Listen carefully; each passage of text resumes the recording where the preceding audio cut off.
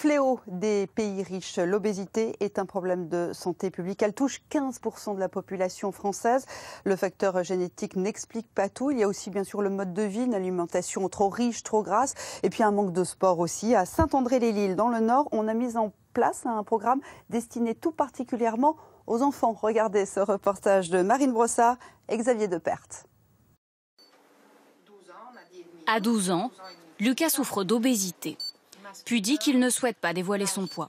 Une fois par an, il se rend au CHU de Lille pour un suivi avec le docteur Georgieva. Maintenant, en 1 an et demi, tu as repris 2 poids d'IMC, ok, mais tu as nettement ralenti.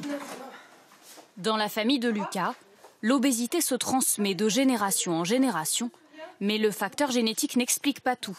Les habitudes alimentaires pèsent lourd aussi. Quand je suis énervée, déjà, je mange énormément.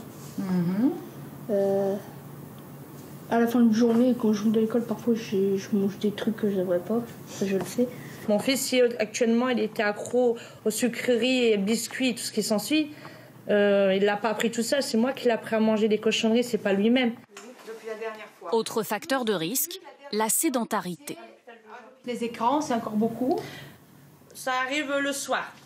J'aime bien quand même. Après, la conscience, c'est seulement le soir. Ouais. Le rôle de l'environnement est majeur. Quel est le quotidien? Est-ce qu'il y a un climat autour, un environnement qui va aider à ce qu'on sorte, à ce qu'on bouge, à ce qu'on passe le moins de temps possible inactif?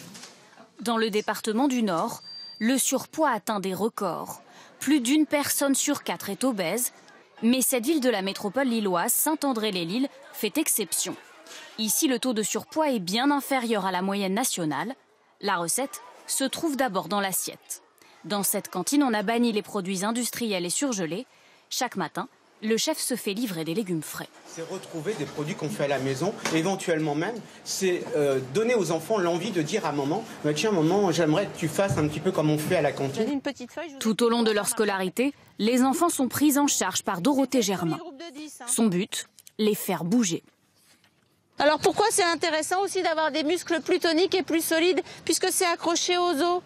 Regardez bien, plus on tire. Grâce à ce programme, l'obésité et le surpoids des enfants a chuté de 40%. Est-ce que vous avez besoin d'alimentation? On a mesuré et pesé tous les enfants de la commune.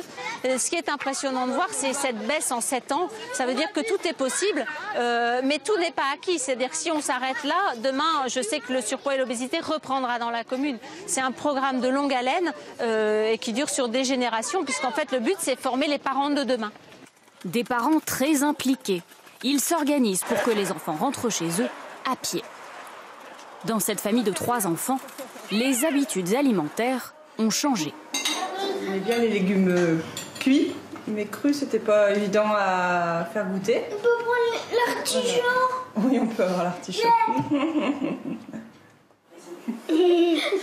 Initié ici dans le Nord, ce programme a été adopté par plus de 250 villes dans toute la France.